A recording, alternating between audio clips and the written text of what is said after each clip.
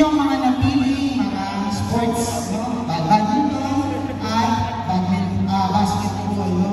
Kayo ay excited. Ako, kami dito sa Merayo, mas excited. Super excited dahil sa buong Sabado ng July, magkakasama tayo, no? Para matutunan at ma-assist kayo sa inyong journey para matutunan yung mga